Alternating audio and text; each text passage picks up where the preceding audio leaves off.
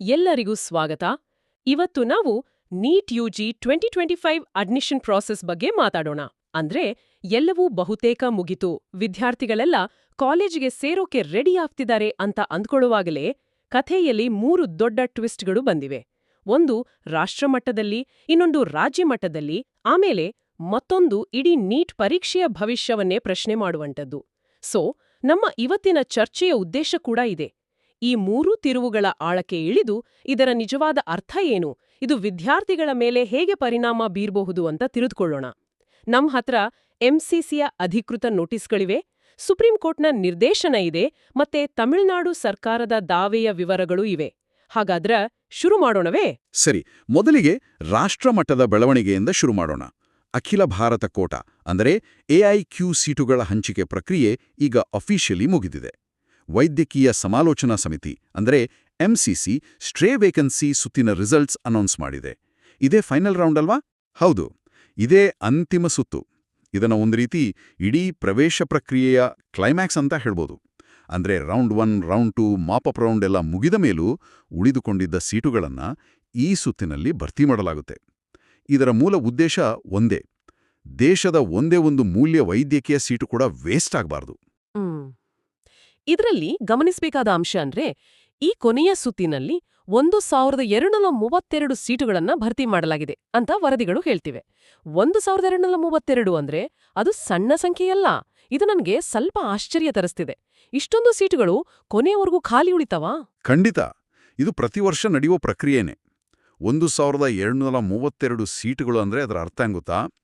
ಈ ವರ್ಷ ಬಹುಶಃ ಸೀಟ್ ಸಿಗಲ್ಲ, ಮುಂದಿನ ವರ್ಷಕ್ಕೆ ತಯಾರಿ ನಡೆಸೋಣ ಅಂತ ಬಹುತೇಕ ಕೈಚೆಲ್ಲಿದ್ದ 1000ಕ್ಕೂ ಹೆಚ್ಚು ವಿದ್ಯಾರ್ಥಿಗಳಿಗೆ ಮತ್ತು ಅವರ ಕುಟುಂಬಗಳಿಗೆ ಇದೊಂದು ಜಾಕ್ಪಾಟ್ ಇದ್ದಾಗೆ. ಇದು ಅವರ ಇಡೀ ವೃತ್ತಿ ಜೀವನವನ್ನೇ ಬದಲಾಯಿಸಬಲ್ಲ ಒಂದು ಕ್ಷಣ. ಸ್ಟ್ರೇ ವೇಕೆನ್ಸಿ ಸುತ್ತು ಅನ್ನೋದು ಅಕ್ಷರಶಃ ಕೊನೆ ನಿಮಿಷದ ಪವಾಡದ ಹಾಗೆ.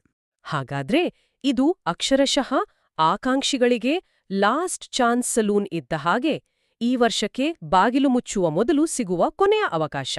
ಆದರೆ ಒಂದು ಪ್ರಶ್ನೆ: ಈ ಸ್ಟ್ರೇ ಅಥವಾ ಉಳಿದ ಸೀಟುಗಳು ಅಂದ್ರೆ ಸಾಮಾನ್ಯವಾಗಿ ಅಷ್ಟೊಂದು ಬೇಡಿಕೆ ಇಲ್ಲದ ಕಾಲೇಜ್ಗಳಲ್ಲಿ ಇರುತ್ತವಾ, ಅಥವಾ ಒಬ್ಬ ವಿದ್ಯಾರ್ಥಿ ಅದೃಷ್ಟವಶಾತ್ ಯಾವುದಾದ್ರೂ ಟಾಪ್ ಟಿಯರ್ ಕಾಲೇಜಿನ ಸೀಟನ್ನು ಪಡೆಯಬಹುದಾ? ಅತ್ಯುತ್ತಮ ಪ್ರಶ್ನೆ.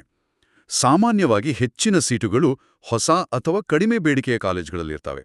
ಆದರೆ ಕೆಲವೊಮ್ಮೆ ಅನಿರೀಕ್ಷಿತವಾಗಿ ಟಾಪ್ ಕಾಲೇಜುಗಳಲ್ಲೂ 1-2 ಸೀಟುಗಳು ಖಾಲಿಯಾಗುವ ಸಾಧ್ಯತೆ ಇರುತ್ತೆ. ಈಗ ಯಾರಾದರೂ ವಿದ್ಯಾರ್ಥಿ ಎಐಕ್ಯೂನಲ್ಲಿ ಸೀಟು ಪಡೆದು ಕೊನೆ ಕ್ಷಣದಲ್ಲಿ ವಿದೇಶಕ್ಕೆ ಹೋಗಲು ನಿರ್ಧರಿಸಬಹುದು, ಅಥವಾ ಬೇರೆ ಯಾವುದೋ ಕೋರ್ಸ್ಗೆ ಸೇರಬಹುದು. ಆಗ ಆ ಪ್ರೀಮಿಯಂ ಸೀಟು ಈ ಸ್ಟ್ರೇ ವೇಕೆನ್ಸಿ ಸುತ್ತಿಗೆ ಬರುತ್ತೆ. ಹಾಗಾಗಿ ಇದು ಅದೃಷ್ಟ ಮತ್ತು ತಾಳ್ಮೆಯ ಆಟ. ಕೊನೆಯವರೆಗೂ ಆಶೆ ಬಿಡದೆ ಕಾದವರಿಗೆ ಕೆಲವೊಮ್ಮೆ ಚಿನ್ನದಂತಹ ಅವಕಾಶ ಸಿಗ್ಬೋದು. ಇಂಟ್ರೆಸ್ಟಿಂಗ್. ಈ ಪ್ರಕ್ರಿಯೆ ಎಷ್ಟು ಪಾರದರ್ಶಕವಾಗಿರುತ್ತೆ? ಎಂಸಿಸಿ ವೆಬ್ಸೈಟ್ನಲ್ಲಿ ವೀಡಿಂಗ್ ಔಟ್ ಆಫ್ ಕ್ಯಾಂಡಿಡೇಟ್ಸ್ ಮತ್ತೆ ಸೀಟ್ ಮೇಟ್ರಿಕ್ಸ್ ಅಂತ ಕೆಲವು ಪದಗಳಿವೆ. ಅದರ ಅರ್ಥವೇನು? ವೀಡಿಂಗ್ ಔಟ್ ಅಂದ್ರೆ ಅನರ್ಹರನ್ನು ಪಟ್ಟಿಯಿಂದ ತೆಗೆದುಹಾಕುವುದು. ಅಂದ್ರೆ ಈಗಾಗಲೇ ಬೇರೆ ಕಡೆ ಸೀಟು ಪಡೆದು ಸೇರ್ಕೊಂಡಿರುವ ಅಥವಾ ನಿಯಮಗಳನ್ನು ಪಾಲಿಸದ ಅಭ್ಯರ್ಥಿಗಳನ್ನು ಈ ಅಂತಿಮ ಸುತ್ತಿನಿಂದ ಹೊರಗಿಡುವ ಪ್ರಕ್ರಿಯೆ. ಇದು ಲಿಸ್ಟನ್ನ ಕ್ಲೀನ್ ಮಾಡಿ ನಿಜವಾಗ್ಲೂ ಸೀಟು ಅಗತ್ಯ ಇರುವವರಿಗೆ ಅವಕಾಶ ಮಾಡಿಕೊಡುತ್ತದೆ. ಸೀಟ್ ಮ್ಯಾಟ್ರಿಕ್ಸ್ ಅಂದ್ರೆ ಯಾವ ಕಾಲೇಜ್ನಲ್ಲಿ ಯಾವ ಕ್ಯಾಟಗರಿಯಲ್ಲಿ ಎಷ್ಟು ಸೀಟುಗಳು ಖಾಲಿ ಇವೆ ಅನ್ನೋದರ ಸ್ಪಷ್ಟವಾದ ಪಟ್ಟಿ. ಸೊ ಈ ಎರಡೂ ಅಂಶಗಳು ಇಡೀ ಪ್ರಕ್ರಿಯೆಯನ್ನು ಪಾರದರ್ಶಕವಾಗಿಸುತ್ತವೆ. ವಿದ್ಯಾರ್ಥಿಗಳಿಗೆ ತಮ್ಮ ಅವಕಾಶಗಳ ಬಗ್ಗೆ ಸ್ಪಷ್ಟ ಚಿತ್ರಣ ಸಿಗುತ್ತದೆ. ಓಕೆ, ಹಾಗಾದ್ರೆ ರಾಷ್ಟ್ರಮಟ್ಟದ ಪ್ರಕ್ರಿಯೆ ಒಂದು ಹಂತಕ್ಕೆ ಬಂದಿದೆ. ಈಗ ರಾಜ್ಯ ಮಟ್ಟದ ವಿಷಯಕ್ಕೆ ಬರೋಣ. ಇಲ್ಲಿ ಸುಪ್ರೀಂ ಕೋರ್ಟ್ ಒಂದು ದೊಡ್ಡ ನಿರ್ದೇಶನ ನೀಡಿದೆ. ಇದು ಈ ವರ್ಷದ ಅಡ್ಮಿಷನ್ ಪ್ರಕ್ರಿಯೆಯಲ್ಲಿ ದೊಡ್ಡ ಬದಲಾವಣೆ ತರಲಿದೆ ಅಂತ ಹೇಳಲಾಗ್ತಿದೆ. ಏನಿದು ನಿರ್ದೇಶನ? ಹೌದು, ಇದೊಂದು ಗೇಮ್ ಚೇಂಜರ್ ನಿರ್ಧಾರ. ಸುಪ್ರೀಂ ಕೋರ್ಟ್ ಸ್ಪಷ್ಟವಾಗಿ ಹೇಳಿದೆ, ರಾಜ್ಯಗಳು ತಮ್ಮ ಸ್ಟ್ರೇ ವೇಕೆನ್ಸಿ ಸುತ್ತಿನ ಕೌನ್ಸಿಲಿಂಗ್ ನಡೆಸುವಾಗ ಅಖಿಲ ಭಾರತ ಕೋಟಾ ಅಂದ್ರೆ ಎಐಕ್ಯೂಅಲ್ ಈಗಾಗಲೇ ಸೀಟ್ ಪಡೆದ ವಿದ್ಯಾರ್ಥಿಗಳನ್ನು ಪರಿಗಣಿಸಬಾರದು. ಅವರನ್ನು ತಮ್ಮ ರಾಜ್ಯದ ಅರ್ಹತಾ ಪಟ್ಟಿಯಿಂದ ಫಿಲ್ಟರ್ ಮಾಡಬೇಕು, ಅಂದ್ರೆ ತೆಗೆದುಹಾಕಬೇಕು. ಇದರ ಹಿಂದಿನ ಉದ್ದೇಶ ಸೀಟ್ ಬ್ಲಾಕಿಂಗ್ ಅನ್ನು ತಡೆಯುವುದು ಅಂತ ಕೇಳಿದ್ದೇನೆ. ಈ ಸೀಟ್ ಬ್ಲಾಕಿಂಗ್ ಅಂದ್ರೆ ಏನು? ಅದನ್ನ ಸ್ವಲ್ಪ ಸರಳವಾಗಿ ವಿವರಿಸಬಹುದಾ? ಖಂಡಿತ. ಒಂದು ಉದಾಹರಣೆ ಮೂಲಕ ಹೇಳ್ತೀನಿ. ಈಗ ಅಂಕಿತಾ ಅಂತ ಒಬ್ಬ ಪ್ರತಿಭಾವಂತ ವಿದ್ಯಾರ್ಥಿನಿ ಇದ್ದಾಳೆ ಅಂದ್ಕೊಳ್ಳಿ. ಅವಳಿಗೆ ರಾಷ್ಟ್ರಮಟ್ಟದ ಎಐಕ್ಯೂ ಕೌನ್ಸಿಲಿಂಗ್ನಲ್ಲಿ ದೆಹಲಿಯ ಒಂದು ಉತ್ತಮ ಕಾಲೇಜಿನಲ್ಲಿ ಸೀಟು ಸಿಗುತ್ತದೆ. ಅದೇ ಸಮಯದಲ್ಲಿ ಅವಳ ತವರು ರಾಜ್ಯ ಕರ್ನಾಟಕದ ಕೌನ್ಸಿಲಿಂಗ್ನಲ್ಲೂ ಬೆಂಗಳೂರಿನ ಟಾಪ್ ಮೆಡಿಕಲ್ ಕಾಲೇಜಿನಲ್ಲಿ ಸೀಟು ಸಿಗುತ್ತದೆ. ಹಳೆಯ ಸಿಸ್ಟಮಲ್ಲಿ ಅವಳು ಎರಡೂ ಸೀಟುಗಳನ್ನು ಕೊನೆಯ ಕ್ಷಣದವರೆಗೂ ಹಿಡಿದಿಟ್ಟುಕೊಳ್ಳಬಹುದಿತ್ತು. ತಾನು ಎಲ್ಲಿ ಸೇರ್ಬೇಕು ಅಂತ ನಿರ್ಧರಿಸಲು ಸಮಯ ತೆಗೆದುಕೊಳ್ಳುತ್ತಿದ್ದಳು. ಓ, ಇದರಿಂದ ಬೇರೆಯವರಿಗೆ ಸಮಸ್ಯೆ ಆಗುತ್ತಿತ್ತಾ? ಖಂಡಿತ. ಅಂಕಿತಾ ಕೊನೆಯ ದಿನ ದೆಹಲಿಯ ಸೀಟನ್ನು ಆಯ್ಕೆ ಮಾಡಿಕೊಂಡು ಬೆಂಗಳೂರಿನ ಸೀಟನ್ನು ಬಿಟ್ಟುಕೊಟ್ರೆ ಆ ಬೆಂಗಳೂರಿನ ಸೀಟು ಕೊನೆಯ ಕ್ಷಣದಲ್ಲಿ ಖಾಲಿಯಾಗುತ್ತೆ. ಆಗ ಆ ಸೀಟನ್ನು ಭರ್ತಿ ಮಾಡಲು ಅಧಿಕಾರಿಗಳಿಗೆ ಸಮಯವೇ ಇರೋದಿಲ್ಲ. ಇದರಿಂದಾಗಿ ಅಂಕಿತಾಗಿಂತ ಸ್ವಲ್ಪ ಕಡಿಮೆ ರ್ಯಾಂಕ್ ಪಡೆದ, ಬೆಂಗಳೂರಿನಲ್ಲೇ ಸೀಟು ಸಿಗ್ಬೋದೆಂಬ ಆಸೆಯಿಂದ ಕಾಯ್ತಿದ್ದ ರಮೇಶ್ ಎಂಬ ಇನ್ನೊಬ್ಬ ವಿದ್ಯಾರ್ಥಿಗೆ ಆ ಅವಕಾಶ ಕೈತಪ್ಪಿ ಹೋಗುತ್ತಿತ್ತು. ಇದೇ ಸೀಟ್ ಬ್ಲಾಕಿಂಗ್. ಒಬ್ಬ ವಿದ್ಯಾರ್ಥಿ ಏಕಕಾಲದಲ್ಲಿ ಹಲವು ಸೀಟುಗಳನ್ನು ಬ್ಲಾಕ್ ಮಾಡಿ ಸಿಸ್ಟಮಲ್ಲಿ ಗೊಂದಲ ಮತ್ತು ಅನ್ಯಾಯಕ್ಕೆ ಕಾರಣವಾಗುವುದು. ಹಾಗೆ. ಈಗ ಸುಪ್ರೀಂ ಕೋರ್ಟ್ನ ಹೊಸ ನಿಯಮದಿಂದ ಇದು ನಿಲ್ತದೆ.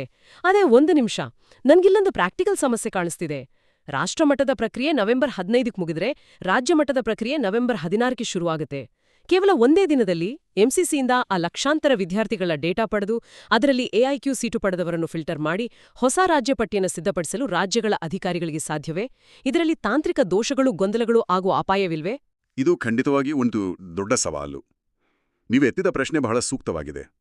ಎಂಸಿಸಿ ಮತ್ತು ರಾಜ್ಯಗಳ ಸಮಾಲೋಚನಾ ಪ್ರಾಧಿಕಾರಗಳ ನಡುವೆ ಅತ್ಯಂತ ವೇಗದ ಮತ್ತು ನಿಖರವಾದ ಸಂವಹನ ಇರಬೇಕಾಗ್ತದೆ. ರಿಯಲ್ ಟೈಮ್ ಡೇಟಾ ಶೇರಿಂಗ್ ಇಲ್ಲಿ ನಿರ್ಣಾಯಕ ಪಾತ್ರ ವಹಿಸ್ತದೆ. ಖಂಡಿತವಾಗಿಯೂ ಆರಂಭದಲ್ಲಿ ಕೆಲವು ತಾಂತ್ರಿಕ ಸವಾಲುಗಳು ಎದುರಾಗಬಹುದು. ಆದರೆ ದೀರ್ಘಾವಧಿಯಲ್ಲಿ ನೋಡಿದ್ರೆ ಇದು ವ್ಯವಸ್ಥೆಯನ್ನು ಸ್ವಚ್ಛಗೊಳಿಸುವ ಒಂದು ಅಗತ್ಯವಾದ ಕ್ರಮ. ಈ ಸವಾಲನ್ನು ಎದುರಿಸಲು ರಾಜ್ಯಗಳು ತಾಂತ್ರಿಕವಾಗಿ ಸಿದ್ಧವಾಗಬೇಕಾಗ್ತದೆ. ಈ ಒಂದು ದಿನದ ಗ್ಯಾಪ್ ನಿಜಕ್ಕೂ ಅಧಿಕಾರಿಗಳಿಗೆ ದೊಡ್ಡ ಪರೀಕ್ಷೆ. ಸರಿ, ಇನ್ನೊಂದು ದೃಷ್ಟಿಕೋನದಿಂದ ನೋಡೋಣ. ಈ ನಿಯಮದಿಂದ ರಾಜ್ಯದ ಪಟ್ಟಿಯಲ್ಲಿ ಕೆಳಗಿರುವ ವಿದ್ಯಾರ್ಥಿಗಳಿಗೆ ಅನುಕೂಲ ಆಗ್ಬೋದು. ಆದ್ರೆ ಆ ಪ್ರತಿಭಾವಂತ ವಿದ್ಯಾರ್ಥಿನಿ ಅಂಕಿತಾಳ ಬಗ್ಗೆ ಯೋಚಿಸಿದರೆ, ಅವಳಿಗೆ ತನ್ನ ತವರು ರಾಜ್ಯದ ಟಾಪ್ ಕಾಲೇಜು ಮತ್ತು ಎಐಕ್ಯೂನಲ್ಲಿ ಸಿಕ್ಕಿರುವ ಇನ್ನೊಂದು ಉತ್ತಮ ಕಾಲೇಜು ಎರಡರ ನಡುವೆ ಆಯ್ಕೆ ಮಾಡುವ ಸ್ವಾತಂತ್ರ್ಯವನ್ನ ಈ ನಿಯಮ ಕಸಿದುಕೊಂಡಂತೆ ಆಗೋದಿಲ್ಲವೇ? ಅವಳ ಆಯ್ಕೆಗಳನ್ನು ಇದು ಸೀಮಿತಗೊಳಿಸುತ್ತಿಲ್ಲವೇ? ಇದೊಂದು ಚರ್ಚಾಸ್ಪದ ವಿಷಯ.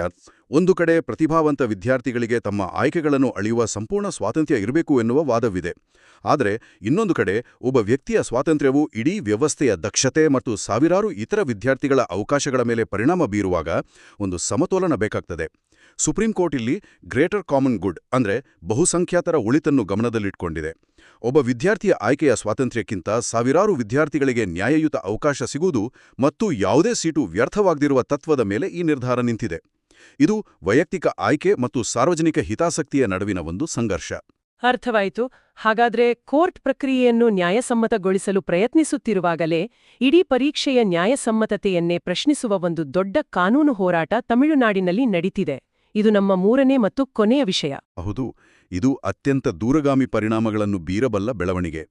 ತಮಿಳುನಾಡು ಸರ್ಕಾರವು ತಮ್ಮ ರಾಜ್ಯಕ್ಕೆ ನೀಟ್ ಪರೀಕ್ಷೆಯಿಂದ ವಿನಾಯಿತಿ ನೀಡಬೇಕು ಎಂದು ಕೋರಿ ಜಾರಿಗೊಳಿಸಲು ಯತ್ನಿಸುತ್ತಿರುವ ಶಾಸನಕ್ಕೆ ಸಂಬಂಧಿಸಿದಂತೆ ಸುಪ್ರೀಂ ಕೋರ್ಟ್ನ ಮೆಟ್ಟಿಲೇರಿದೆ. ತಮಿಳುನಾಡು ಇಷ್ಟೊಂದು ತೀವ್ರವಾಗಿ ನೀಟನ್ನು ವಿರೋಧಿಸಲು ಕಾರಣವೇನು? ಅವರ ಮೂಲ ವಾದವಾದರೂ ಏನು?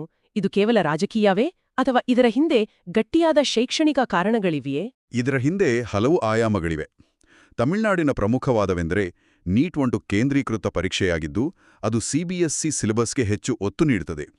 ಇದರಿಂದಾಗಿ ರಾಜ್ಯ ಪಠ್ಯಕ್ರಮದಲ್ಲಿ ಓದಿದ, ವಿಶೇಷವಾಗಿ ಗ್ರಾಮೀಣ ಮತ್ತು ಬಡ ವಿದ್ಯಾರ್ಥಿಗಳಿಗೆ ಅನ್ಯಾಯವಾಗುತ್ತದೆ ಎನ್ನುವುದು.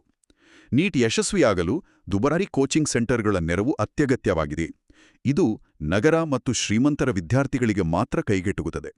ಇದು ಸಾಮಾಜಿಕ ನ್ಯಾಯದ ತತ್ವಕ್ಕೆ ವಿರುದ್ಧವಾಗಿದೆ ಎನ್ನುವುದು ಅವರ ಪ್ರಬಲವಾದ ನಿಲುವು. ಅಂದೇ ಇದು ಕೇವಲ ಪ್ರವೇಶ ಪರೀಕ್ಷೆಯಲ್ಲ, ಬದಲಿಗೆ ಗ್ರಾಮೀಣ ಮತ್ತು ನಗರ, ಬಡವ ಮತ್ತು ಶ್ರೀಮಂತರ ನಡುವಿನ ಅಂತರವನ್ನು ಹೆಚ್ಚಿಸುವ ಒಂದು ವ್ಯವಸ್ಥೆ ಅಂತ ಅವರು ವಾದಿಸ್ತಾ ಇದ್ದಾರೆ.